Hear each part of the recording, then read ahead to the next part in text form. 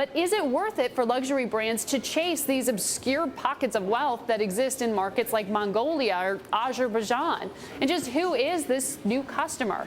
We're going to put that question to Milton Pedraza. He's CEO of the Luxury Institute, an independent research firm focusing on high net worth customers. Among their clients, Chanel, Harry Winston, and LVMH, which is going to Ulaanbaatar. You know, I couldn't believe this when I read this story. I put in a call this morning to the head of the Treasury at Ulaanbaatar Citibank, believe it or not, and he said only about 5% of the population in that country would he term a high ticket person, making high income levels by local standards. So is there really a market for luxury goods there? Absolutely. And I think what you're seeing is a strategy that is akin to the Procter & Gamble's, the Colgates, the Coca-Colas of the world. They go global. They look for critical mass. And even for luxury, obviously, you don't need a high critical mass in order to put 1 or 2 stores in a country.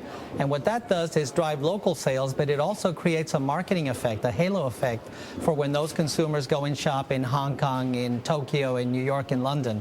And so it's a retail strategy as well as a great marketing strategy. So is this, in other words, sort of a new version of the traditional loss leader? It's more about like brand extension or more about marketing? Well, I think they're going to make money. As long as you put a store in a major capital or a small capital around the world and you get a critical mass of wealthy consumers all concentrated in urban areas, you're likely to make money. I don't think you're going to see the extravagant mega stores like the one that Louis Vuitton just backed out of in Tokyo. I think they're going to calibrate their investments and the store size to the market. And I think that's going to be smart, and they're going to be able to make money out of small pockets of wealthy consumers. Now, when we talk about demand for luxury goods, Japan has always been at the top of the list. Japanese consumers have seemingly had an insatiable appetite for branded luxury product.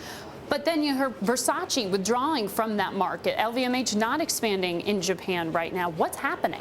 I think what you've seen is that there were a lot of, let's call them aspirational young consumers in Japan who are consuming luxury. The unemployment rates have really dampened that dramatically. There's a shift in mindset, as there is across the Western world. And I think what you're going to see when you see the growth in China, in the stands and other places in luxury, you're going to see a far more discerning consumer. You're going to see a more thrifty consumer, as the Chinese already are. So I think you're going to see healthy growth in all of these little enclaves, but I don't think you're going to see the rampant growth that you saw in Japan in the luxury heyday. I think those days are gone for a long time. Now, we heard from Ferragamo's CEO here on Bloomberg, and he was saying, 8 stores in China that year, but they were looking at secondary and tertiary markets. It's not just Hong Kong and Beijing there. No, in China is 20% of the world's population. So there's plenty of room for these secondary tier markets to be profitable. But China is unusual. I think when India kicks in a few years from now, you'll see a similar strategy.